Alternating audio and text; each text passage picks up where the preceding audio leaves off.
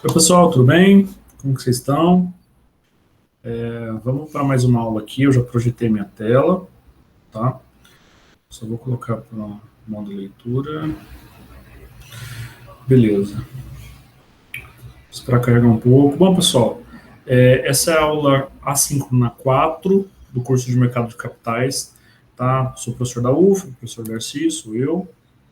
A bibliografia é essa do Assaf Neto que a gente está utilizando, que é um livro dele de mercado financeiro, que é bem completo, assim, explica desde o início as coisas. Hoje a gente vai ver o capítulo 3, tá? Nas outras aulas a gente viu o capítulo 1, a gente viu o capítulo 2, hoje a gente vai ver o capítulo 3 inteiro, porque a próxima semana, né, na semana que vem, eu já posto a aula do capítulo 4, na outra eu já posto do capítulo 5, na outra já é essa revisão e na outra já é a nossa ANAP. Então estudem, tá? A nossa primeira parte do conteúdo já está quase acabando, tá? Lembrando que a aula, eu deixo a aula mais curta, eu até escrevi aqui, o capítulo 3, que é esse que eu vou dar hoje, tem 30 páginas, mas se eu transformar as 30 páginas do livro numa aula aqui, eu vou ficar num vídeo de 4 horas para vocês, e não faz sentido, tá? Então, assim, eu pego as melhores partes, as partes que eu acho mais importantes do capítulo inteiro, e dou aqui na aula para vocês, e vou exemplificando, vou mostrando como as coisas funcionam. Mas a obrigação de vocês é assistir a minha aula, lerem o livro, o capítulo inteiro. Quem está fazendo o fechamento, faz o fechamento de tudo. A gente quer o fechamento da matéria toda, tá? Eu não estou colocando tudo aqui nesse conteúdo gravado, que a aula que eu faço é 1 hora, 50 minutos, alguma coisa assim. Senão fica um vídeo muito grande, fica um vídeo maçante, fica uma aula cansativa, e a ideia não é essa, tudo bem? Mas eu preciso que vocês tenham a contrapartida de fazer o estudo de vocês, assistirem a aula com qualidade, anotando e pausando o vídeo. Depois vocês recorram ao livro, leiam o capítulo todo. Quem não estiver fazendo fechamento, leia o capítulo. Vocês têm que ler o capítulo. Mesmo o que não foi dado aqui no vídeo gravado, está lá no capítulo 3 e faz parte do conteúdo. Tudo bem? Hoje a gente vai ver um pouco sobre o Sistema Financeiro Nacional, o SFN, e a estrutura do Sistema Financeiro Nacional. Aí função Banco Central, Banco Comercial, alguma coisa sobre regulação financeira, tá? É o que a gente vai ver na aula de hoje. Então é muito conceito que eu vou passar para vocês, definição dos conceitos e tal, como que é a estrutura. Esse é um mapeamento do Sistema Financeiro Nacional, que é o que o capítulo 3 está trazendo para vocês, que é o que vocês precisam ver nesse momento, tá? Na semana que vem, na outra semana, a gente vai ver um pouquinho de mercado financeiro, de política de cambial e outras coisas, tá bom? Bom, o Sistema Financeiro Nacional. O Sistema Financeiro é composto por um conjunto de instituições financeiras, públicas e privadas, e seu órgão normativo máximo é o CMN, que é o Conselho Monetário Nacional. Por meio do Sistema Financeiro Nacional, que é o SFN, viabiliza-se a relação entre agentes carentes de recursos, né, agentes tomadores de recursos para investimento, e agentes capazes de gerar poupança, ou seja, aqueles que emprestam dinheiro, né? E, consequentemente, condições de financiar o crescimento da economia, né? Então, você tem que ter, de um lado, uma parte da galera que empresta dinheiro, uma parte da galera que quer o dinheiro emprestado, para quê? Para investir em capital, para fazer o crescimento da economia. Tudo bem? O Sistema Financeiro Nacional pode ser dividido em 2 grandes subsistemas, tá? O subsistema normativo e o subsistema operativo, que é o de intermediação financeira. Beleza? Aí eu vou falar um pouquinho de cada, um pouquinho da estrutura. O subsistema normativo, ele compõe-se de instituições que definem e executam as regras do funcionamento do SFN, exerce a fiscalização de suas várias outras instituições e define as diretrizes básicas de seus funcionamentos. Tá? Fazem parte desse subsistema, do subsistema normativo. CMN, Conselho Monetário Nacional, Bacen, CVM, Comissão de Valores Imobiliários, e outras instituições, Banco do Brasil, BNDES, CEF, que é a Caixa Econômica, tá? Esses são os que fazem parte desse subsistema normativo. Qual a função do subsistema normativo? Fiscalizar as várias outras instituições e definir as diretrizes básicas dos seus funcionamentos. Tudo bem? O outro operativo é o subsistema de intermediação financeira. Ele é formado por instituições que promovem a transferência de recurso entre vários agentes do mercado, tomadores de recursos e poupadores, seguindo as orientações estabelecidas pelo sistema normativo, né? Então, o sistema normativo, que é o anterior que a gente falou, ele regulariza e define as diretrizes básicas do funcionamento do quê? Do sistema nacional, né? Financeiro nacional. E dessa intermediação financeira, que é o sistema operativo, o subsistema operativo, ele segue as orientações estabelecidas pelo sistema normativo. Tá? Fazem parte desse sistema operativo as instituições financeiras bancárias e não bancárias, instituições que compõem o Sistema Brasileiro de Poupança e Empréstimo, o SBPE, e outras instituições. Bom, o Sistema Financeiro Nacional, que é a estrutura que a gente quer hoje na aula, ele pode ser entendido como um conjunto de instituições financeiras e instrumentos financeiros que visam, em última análise, transferir recursos dos agentes econômicos, pessoas, empresas e governos, supravitários para os deficitários. Né? Então, eu tenho dinheiro emprestado, eu empresto para um investidor construir uma fábrica, uma filial, contratar mais gente. Então, eu estou investindo, injetando dinheiro na economia para ampliação da capacidade produtiva. Né? Lembra? O que é investimento? Ampliação da capacidade produtiva. Isso é investimento. Aplicar na bolsa é aplicar na bolsa. Investimento é ampliação da capacidade produtiva. Comprar uma máquina, abrir uma filial, contratar mais gente. Eu estou ampliando a capacidade produtiva. Eu estou investindo. Tá bom?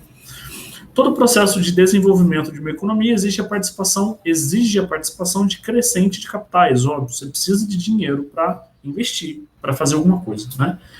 Que são identificados por meio da poupança disponível em poder dos agentes econômicos, direcionados para os setores produtivos carentes de recursos mediante intermediários e instrumentos financeiros. Então, o Brasil está carente na área de eletrodoméstico, por exemplo. Aí você precisa de investimento na questão do eletrodoméstico. E o Sistema Financeiro Nacional vai olhar isso, ele vai olhar para a área de eletrodoméstico e vai falar assim, olha, a gente pode fazer alguma coisa para que investidores de eletrodoméstico consigam ampliar a sua oferta, né? Produzir mais, investir, tá? Então, eles vão entrar em contato com pessoas, empresas e governos, né? Pode ser outros, que têm interesse nesse tipo de investimento e passar e fazer assim, você tem esse tipo de investimento, que é nesse setor, você dá para fazer isso e tal, e eles investem, né? Então, ele faz essa intermediação, né, entre superavitárias, a pessoa que tem o dinheiro guardado, e deficitária, a pessoa que toma o dinheiro emprestado para fazer um investimento, tá bom? E é em função deste processo de distribuição de recursos, que eu acabei de falar para vocês, um pega, um empresta, investe e tal, e tudo cresce, tá? No mercado que se evidencia a função econômica e social do sistema financeiro. Então, o sistema financeiro nacional, ele tem essa função econômica e social, justamente essa que eu acabei de falar para vocês. Ele pega dinheiro de alguém, investe naquele mercado que está carente, faz uma ampliação, tudo bem? O sistema financeiro nacional foi estruturado e regulado pela Lei de Reforma Bancária de 64, tá? Lembrando que 64 foi a data do golpe militar. Lei de Mercado de Capitais, 65, e mais recente com a Lei da Criação dos Bancos Múltiplos, de 88. Tá? É constituído por todas as instituições financeiras, públicas ou privadas existentes no país. Tá certo? As instituições financeiras podem ser classificadas em dois tipos. Tá? Tem as bancárias e as não bancárias. As bancárias podem ser bancárias ou monetárias, e as não bancárias podem ser não bancárias ou não monetárias. Tudo bem? As instituições financeiras conhecidas como bancárias, que é o nosso primeiro caso, são aquelas que permitem a criação de moeda por meio de recebimento de depósito à vista. Moeda escritural, conforme estudado no capítulo 1, que a gente viu. Né? Então, as instituições bancárias são aquelas que permitem a criação de moeda. O banco cria moeda? Cria. Ele coloca moeda na economia. Ele faz empréstimo para a pessoa vai lá e saca o dinheiro. Ela não tinha dinheiro, o banco criou moeda. Ele criou o dinheiro para aquela pessoa. Ele tirou um número virtual da conta dele e deu a moeda para a pessoa, tá? Então, a instituição bancária, ela cria moeda, tá? Como a gente já tinha falado isso no capítulo 1. Operam basicamente com ativos financeiros monetários e representam os meios de pagamento da economia.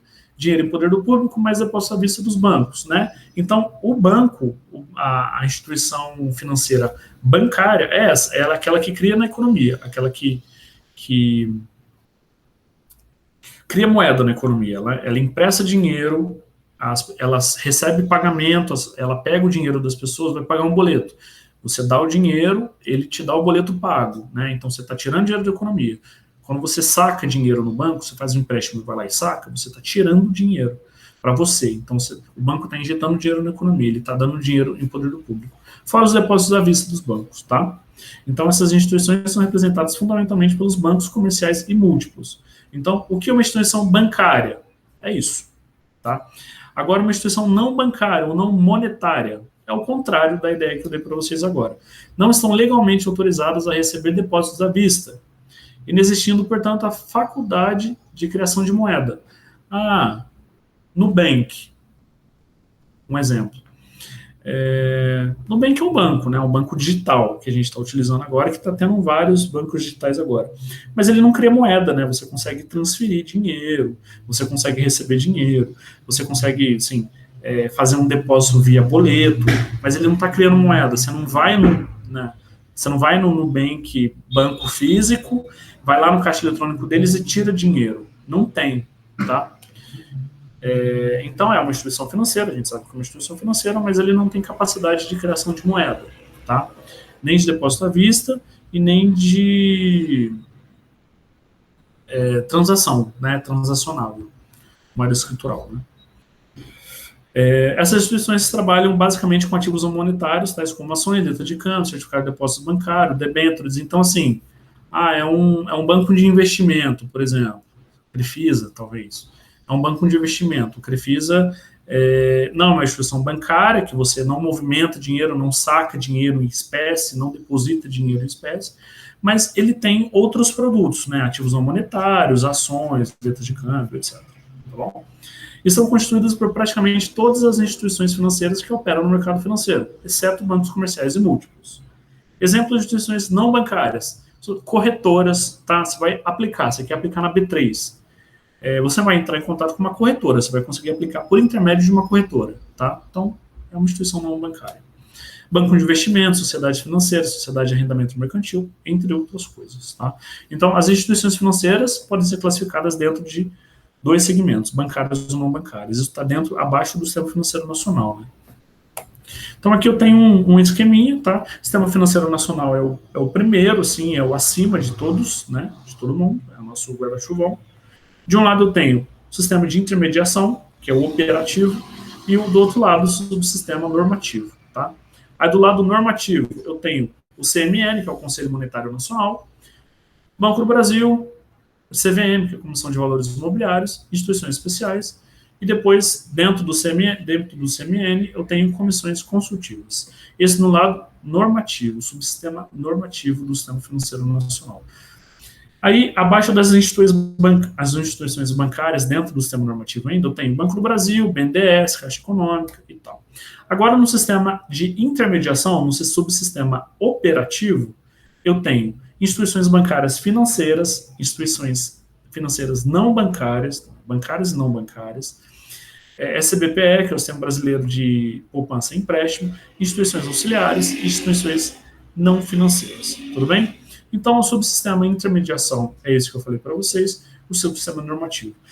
Qual que é a estrutura do SFN? O SFN vem primeiro, depois ela subdivide em dois subsistemas. Um subsistema é de intermediação ou subsistema normativo, que tem aquelas instituições. O outro subsistema normativo, a função dela é essa que eu já falei para vocês, com outras instituições dentro. Tá? Essa é a estrutura do Sistema Financeiro Nacional. Dentro do subsistema de intermediação, o operativo, tá? Eu tenho as instituições financeiras bancárias, que são bancos comerciais, bancos múltiplos e caixas econômicas, tá? Aí eu tenho também uma outra aba que vai nas instituições auxiliares, SBPE, instituições não financeiras. Aí eu tenho um outro campo, que são as instituições financeiras não bancárias, banco de investimento, banco de desenvolvimento, sociedade de crédito, financiamento e investimento, sociedade de arrendamento mercantil, cooperativas de crédito, sociedade de crédito imobiliário, ações de poupança e empréstimo, etc. Tá? Então, esse aqui é o subconjunto do subsistema de intermediação, ou subsistema operativo. Tudo bom? Beleza. Agora eu vou falar um pouco da CMN, Conselho Monetário Nacional. Que ele está abaixo, né? Então, aqui a gente tem o Sistema Financeiro Nacional é o primeiro, é o soberano, e dentro do subsistema normativo eu tenho o CMN, tá bom? Agora a gente vai falar um pouquinho dele especificamente. O Conselho Monetário Nacional é um órgão eminentemente normativo, como eu mostrei para vocês agora, tá? Não desempenhando nenhuma atividade executiva ou operativa, que é o outro lado da história, tá? O CMN estabelece as diretrizes para o bom funcionamento e processo de todo o controle do sistema financeiro nacional, influenciando as ações de órgãos normativos como o BNDES, por exemplo, BNDES, tá? Além de assumir funções legislativas das instituições financeiras públicas ou privadas, tá? O CMN, né, está revestido de amplas atribuições que podem ser identificadas na finalidade principal de sua criação, formulação de toda a política de moeda e do crédito, objetivando atender aos interesses econômicos e sociais do país. Qual a função do Conselho Monetário Nacional? Formulação de toda a política de moeda e de crédito, objetivando atender aos interesses econômicos e sociais do país. Esse é o objetivo da CMN. Esse é a principal finalidade da criação desse Conselho Monetário Nacional. Beleza? Algumas das principais atribuições, tá, do CMN. Fixar normas de política fiscal, operações de câmbio, regulamentar taxa de juros, tudo isso que eu já expliquei para vocês lá. O que é política fiscal, o que é política cambial, taxa de juros, poupança, investimento, tá? Isso a gente já falou em aulas passadas, então aqui eu já estou dando continuidade, sem entrar em cada conceito, porque isso a gente já viu. Tá? Regular a instituição e o funcionamento das instituições financeiras, acionar medidas de prevenção ou correção de desequilíbrios econômicos, entre outras coisas. Então, isso é muito importante do CMN, tá, gente? O CMN, ele é esse Conselho Monetário Nacional, que ele tem essa principal finalidade de formulação de toda a política de moeda e de crédito, só que, em contrapartida, ele também tem outras funções, né? E uma das maiores também é essa medida de prevenção ou correção de desequilíbrio econômico, tudo bem?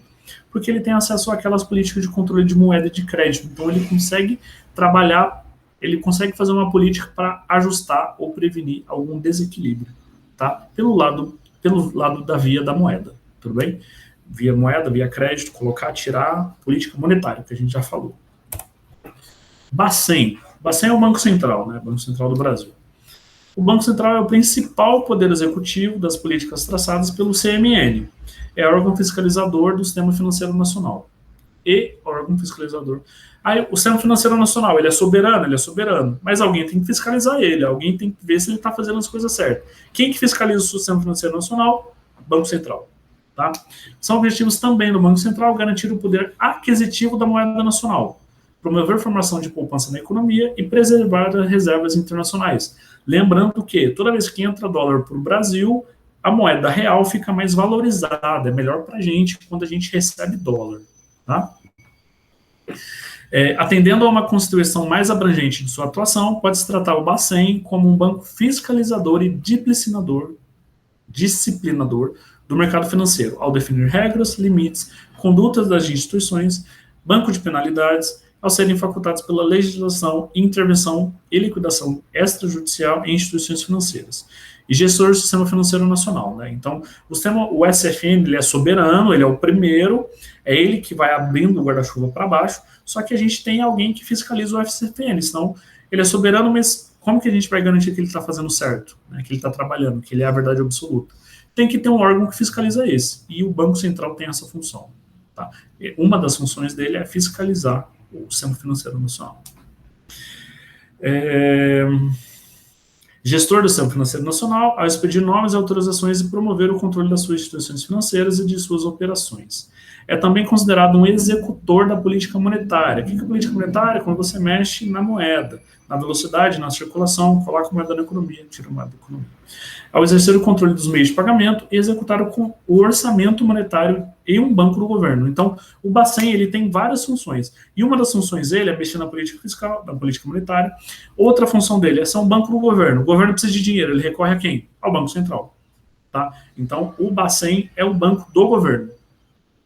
A gente não tem, nós como pessoa física, a gente não tem o nosso banco. Eu vou lá no meu banco, eu preciso tirar dinheiro, eu preciso fazer um empréstimo, eu preciso resolver alguma coisa. O governo é a mesma coisa. O governo, no papel de governo, fala assim, eu tenho que ir lá no Banco Central resolver isso. Ele vai lá e resolve. Tá? Na gestão da dívida pública interna e externa. Então, assim, o Banco Central tem várias funções, igual qualquer outra comissão que eu estou explicando aqui para vocês, só que eu estou passando as principais. Depois vocês vão recorrer ao livro e vão ler todo aquele conteúdo do capítulo 3, que ele detalha muito mais do que eu estou falando aqui. como eu falei para vocês, 30 páginas, o capítulo 3 tem 30 páginas. Se eu passar 30 páginas para aula, a gente vai ficar aqui até amanhã falando sobre isso, tá? E não faz muito sentido isso. CVM, Comissão de Valores Mobiliários. É uma autarquia vinculada ao Poder Executivo, ao Ministério da Fazenda, que agora é o Ministério da Economia, que age sobre a orientação do CMN, Conselho Monetário Nacional. Né? O Conselho Monetário Nacional, ele fiscaliza a Comissão de Valores Mobiliários, CVM. Então, o Conselho Monetário Nacional está acima do CVM. Tá? É administrada por um presidente e 4 diretores, todos nomeados pelo presidente da República. A CVM, né, Comissão de Valores Mobiliários, tem por finalidade básica a normatização, fiscalização e o controle dos mercados de valores imobiliários, representando principalmente por ações, partes beneficiárias e debêntures, commercial papers e outros títulos emitidos pelas sociedades anônimas e autorizados pelo CMN. Tá? Então, qual a finalidade básica do CVM? Está aqui nesse trechinho que eu acabei de ler para vocês, beleza? São funções básicas da CVM, tá? Promover medidas incentivadoras à canalização das poupanças ao mercado acionário, estimular o funcionamento de bolsas de valores e das instituições operadoras no mercado acionário, tá? Então, estimular o funcionamento de bolsa de valores. A Bovespa de São Paulo, qual é o papel, qual a comissão que tem que estimular o funcionamento daquela bolsa? A CVM, tá bom?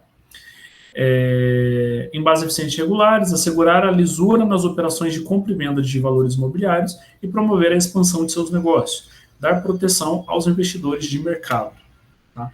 Então, igual eu falei para vocês, cada instituição que eu estou apresentando aqui para vocês, ela tem uma finalidade básica, ela tem uma finalidade maior, mas ela tem várias atividades, ela tem várias tarefas para executar. Tudo bem? Uma normaliza, uma fiscaliza, uma executa, uma mexe na política.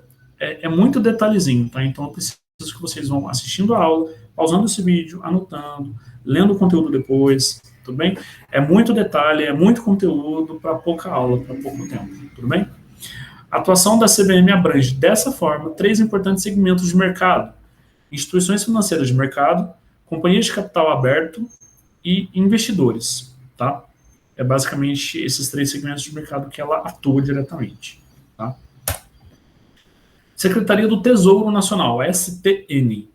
Foi criada em 86, através do Decreto 92452, e tem por objetivo básico o aprimoramento das finanças públicas do Brasil. O que é aprimorar a finança pública? É melhorar o sistema de finança, né? É melhorar o sistema financeiro brasileiro. Sua atividade principal é de operar a administração e controlar o controle das receitas e despesas públicas. Tá? Secretaria do Tesouro. Secretaria do Tesouro é justamente isso. Controla o que o Tesouro gasta, né, o que o Brasil gasta enquanto Tesouro Nacional, o que ele gasta, o que ele tem de receita, o que ele tem de despesa, o que ele recebe, o que entra, o que sai de dinheiro. Tá? A partir de 93, a STN passou também a ser responsável pelo controle e gestão de toda a dívida pública federal interna e externa. Mobiliário contratual, centralizando em uma única unidade governamental a responsabilidade pelo gerenciamento de todos os compromissos do governo federal. Então, a partir de 93, a STN passou a ter mais esse trabalho. Tá? Ela é responsável por todo o controle e gestão da dívida pública interna ou externa.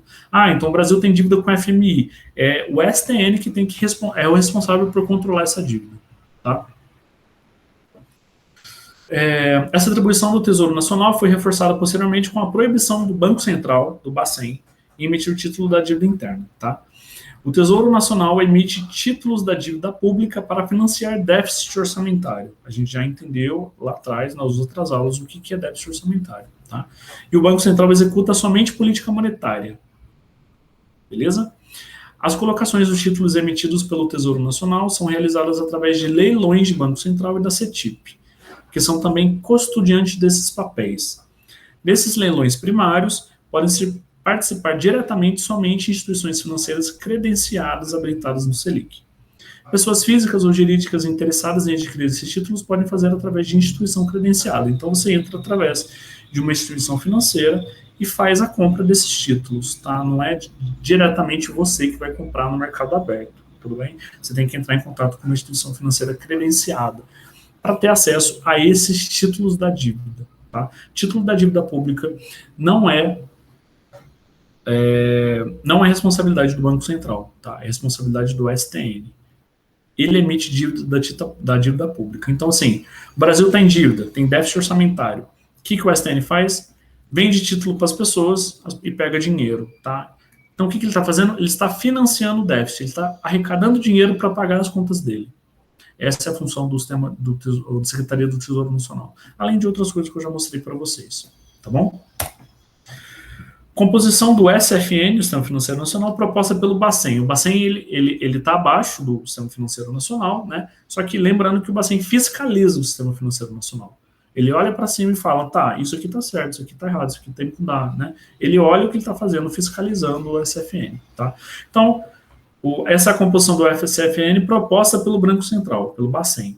Órgãos normativos, entidades supervisoras e as operadoras, que são as intermediadoras financeiras. Tudo bem? Órgãos normativos, Conselho Monetário Nacional, Conselho Nacional de Seguros Privados, eu estou nessa primeira coluna, tá? O CNSP e Conselho Nacional de Previdência Complementar, CNPC. Tem as instituições, as entidades supervisoras, que é Banco Central, Bacen, CVM, SUSEP, Superintendência de Seguros Privados, e Superintendência Nacional de Previdência Complementar, PREVIC, tá? Então, qual é a composição da SM proposta pelo Bacen? Órgãos normativos, que são esses, entidades supervisoras são essas, entidades operadoras, que são essas. Quais são as operadoras? Instituições financeiras, captadores de depósito à vista, bolsa de mercado do futuro, resseguradores, demais instituições financeiras, banco de câmbio, bolsa de valores, sociedade seguradora, capitalização, previdência complementar, enfim, fundo de pensão, várias outras coisas são os órgãos operadores, tá?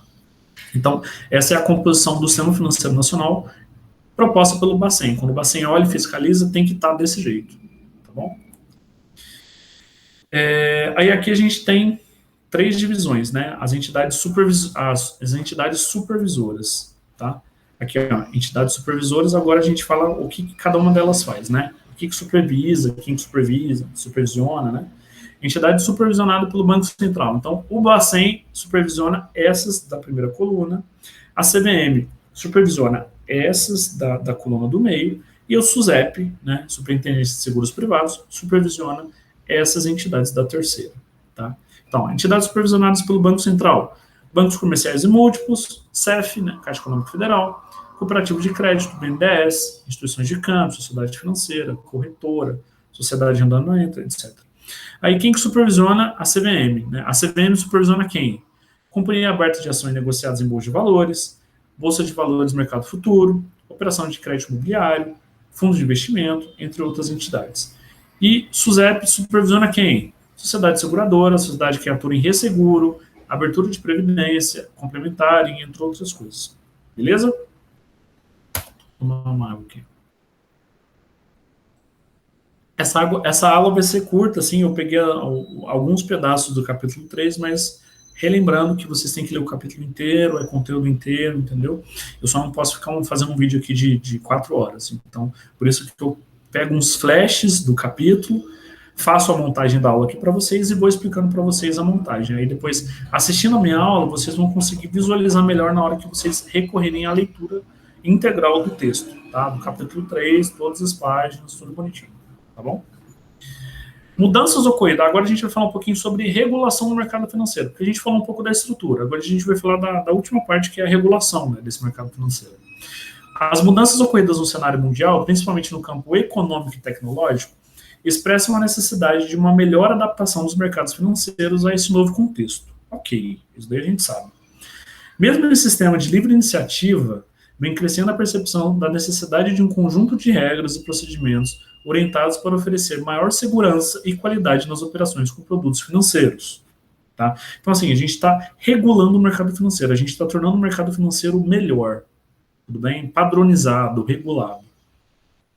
O mercado financeiro apresenta-se como um dos setores de maior regulação de suas atividades pelas autoridades públicas. Ele é o que é mais fiscalizado, ele é o que mais está sendo olhado, tá? Nessa orientação, destacam-se no mercado financeiro brasileiro as iniciativas de regulação, como a criação do mercado novo no âmbito da BMF-Bovespa, as práticas de governança corporativa adotada com o intuito principal de proteger os acionistas minoritários, aquele que entra no mercado para especular, você que coloca lá R$2.000, R$1.000 em ação, a gente só está especulando, né? A gente não é investidor, a gente não é grande investidor, que a gente tem rio de dinheiro no mercado financeiro e constrói uma fábrica, abre uma filial. A gente, não estou falando dessas pessoas, estou falando da gente. Coloca R$ 1.000 lá e vê se rende alguma coisa. O Código de Proteção ao Consumidor, vigente na economia, lei de falência, entre outras iniciativas importantes. Então, isso é muito importante para a regulação do sistema financeiro, do mercado financeiro. Tá? Assimetria de informações é um problema, é um dos fatores que mais prejudicam o funcionamento normal do mercado financeiro. Assimetria de informação é o quê? O que é uma informação assimétrica? É uma informação que uma pessoa tem e a outra tem uma diferente, a outra uma diferente, a outra não tem, a outra tem outra coisa, entendeu? Assimetria é uma informação diferente para cada um, ou a falta de informação para todos, tá? Não é uma coisa clara jogada às mesas que todo mundo fica sabendo a mesma coisa ao mesmo tempo.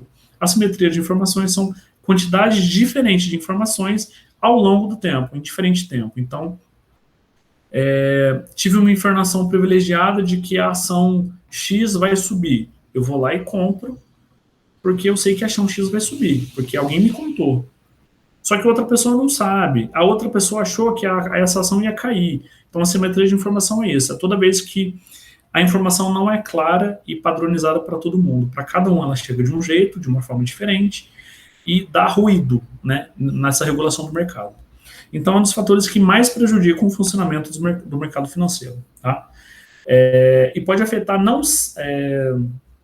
e pode não ser a mesma forma de afetar todos os participantes, né, do mercado. Eu tenho R$ 1.000 na bolsa aplicado, vai me afetar de um jeito. Aí tem uma pessoa que tem 10 milhões de reais, vai ser afetada de outro jeito por causa da simetria de informação. Tá? A desigualdade no acesso às informações pode levar investidores a tomar decisões equivocadas, gerando perdas e desequilíbrio em todo o sistema. A ação vai subir, a ação vai descer, a gente não sabe, né? Assim, não tem como a gente prever. A gente consegue algumas técnicas de análise para ver as velas lá, se está em ponto de mínimo para subir ou em ponto de máximo para cair. E a gente consegue dar um chute mais ou menos do que qual vai ser o próximo movimento do mercado financeiro. Tá? Quando ele está normal, regularizado, regulamentado e funcionamento normal. Só que a assimetria de informação não tem como controlar. A assimetria de informação é uma coisa que acontece mesmo, não dá para ser controlada, só que é o que mais prejudica o sistema, o mercado financeiro. Beleza? A falta de regulamentação no setor bancário, né, quando não existe regulamentação, ou quando ela é baixa, né, quando ela é insuficiente, traz geralmente consequências bastante danosas a toda a sociedade. Por quê? Vamos falar da crise de 2008, a crise financeira que a gente teve no mundo, né, em 2008, que no capítulo anterior, inclusive, vocês têm um trecho lá para lerem. Ela iniciou com o estouro de uma bolha no setor imobiliário nos Estados Unidos. As pessoas começaram a hipotecar casa, daqui a pouco todo mundo estava hipotecando casa e se perdeu. Foi isso. Todo mundo hipotecou casa, todo mundo perdeu o poder de compra, todo mundo ficou ferrado. Tá? É isso que aconteceu nos Estados Unidos. Em linhas gerais, em 2008, o que aconteceu nos Estados Unidos foi isso. Provocou uma séria crise bancária que logo se alastrou pelo mundo, atingindo não somente os mercados financeiros, mas também toda a economia real. Por quê? Porque o sistema financeiro está interligado ao mundo inteiro. Então, os Estados Unidos, que é o maior país de sistema financeiro, de primeiro mundo, exportador, importador, enfim, entre vários aspectos. Se dá uma crise lá nos Estados Unidos, essa crise lá afeta o mundo inteiro, afeta o sistema nacional, afeta o sistema financeiro, afeta o mercado, tudo, tá? Os efeitos desses principais desequilíbrios do sistema, né, foram a contração do crédito bancário, a queda da atividade econômica de todas as nações e a desvalorização dos preços internacionais das principais mercadorias. Commodity. O que é commodity? Laranja, soja, grão, isso é commodity, tá? Produto primário.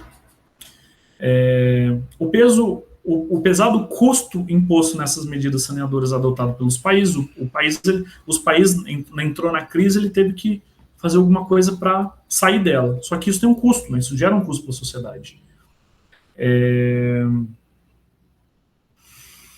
Apesar do custo, pelas medidas saneadoras adotadas pelos países, com vultuosos socorros financeiros, né? O Brasil, por exemplo, os países teve que emprestar dinheiro para investidores para não quebrar, né? Para o país não quebrar, né? Então, crise da dívida, aconteceu muita coisa nos Estados Unidos, na Europa, no mundo inteiro de forma geral, tá? Então, existe uma crise de endividamento, né? Porque deu uma crise de 2008 nos Estados Unidos, ela se alastrou para o mundo inteiro, então, crise de 2008, né? Crise do endividamento, tudo bem? Por que endividamento? Porque os países tiveram que se endividar para não deixar o país quebrar, tá? Essa crise de endividamento soberano pode ainda afetar todo o mercado bancário, seja através da redução das atividades dos bancos, elevação de risco sistêmico e custo financeiro, né? Então, o que eu estou dizendo aqui? Que todo o sistema, 2008, a crise de 2008 nos Estados Unidos, ela se alastra pelo mundo, ela desregula o sistema financeiro, desregula o mercado financeiro, venda e compra de commodity, que é a maior exportação que o Brasil faz, por exemplo. Então, assim, olha como vocês veem que um país entrando em crise, como ele afeta todo o sistema mundial, né? Essa é a questão, o desequilíbrio no sistema, tudo bem?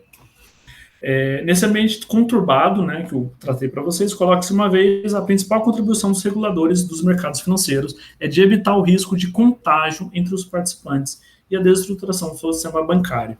Então, por que a gente precisa de uma regulação bancária forte? Para não acontecer o efeito dominó, né? Se cai uma peça aqui, que derruba outra, que derruba outra, que derruba outra, daqui a pouco todo mundo caiu, tá? O caos. Então, para não acontecer o caos, a gente tem que ter um sistema bancário regulado e bem regulado, tá? O sistema regulatório no Brasil é formado basicamente pelo CMN, pelo Bacen, pela CVM, pela SUSEP, pela Previc, que é a Superintendência Nacional de Previdência Complementar, e como entidade reguladora do sistema pode ser enquadrada a BMF-Bovespa, entidade que procede à normatização e à fiscalização das operações com valores imobiliários e mercadorias. Beleza?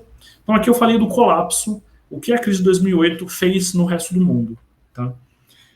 Por isso que a gente precisa ter um sistema, ele precisa ter hierarquia, ele precisa ter funções definidas de cada instituição faz aquilo e aquilo e aquilo e aquilo. Tá? Por quê? Se não colapsa, se não acontece o que aconteceu em 2008. Tá? Ah, mas em 2008 não existia? Existia. Para vocês verem que o problema é esse. Mesmo existindo uma regulação, ainda pode dar merda. Entendeu? Gente, eu acabei a aula. Olha que rápido foi hoje.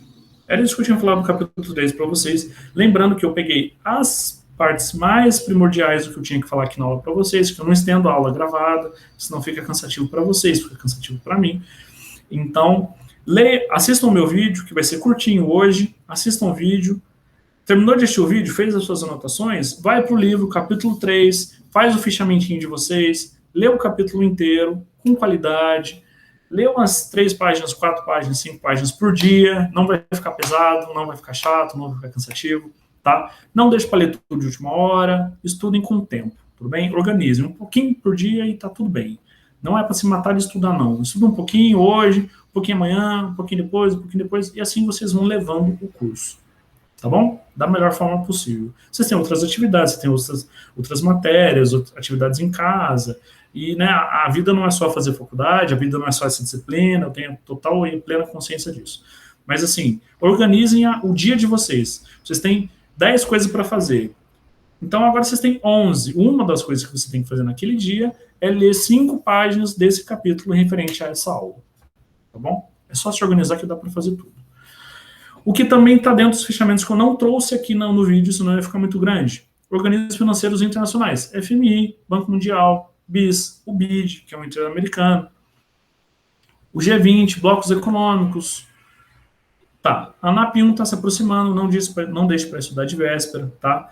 A NAP 1 vai cair desse conteúdo que eu dei o capítulo 3 hoje, na semana que vem é o 4, na outra semana é o 5. Então, do capítulo 1 ao capítulo 5 desse livro que a gente está utilizando, é todo o material da NAP 1. Então, o que vai cair na NAP 1? Qualquer coisa dentro do capítulo 1 ao capítulo 5. Beleza? Estudem, não deixe para a última hora, qualquer dúvida, meu e-mail está aqui. Mandem dúvidas para mim, para tirar por e-mail. Vocês não estão mandando dúvidas para mim, pessoal. Isso é muito importante que vocês mandem. Mandem a dúvida, tire e-mail. Obrigado pela atenção de vocês. O que eu tinha para falar isso na aula dessa semana é isso, tá? Espero que vocês estejam acompanhando o curso da melhor forma possível, tudo bem? Espero que esteja todo mundo bem.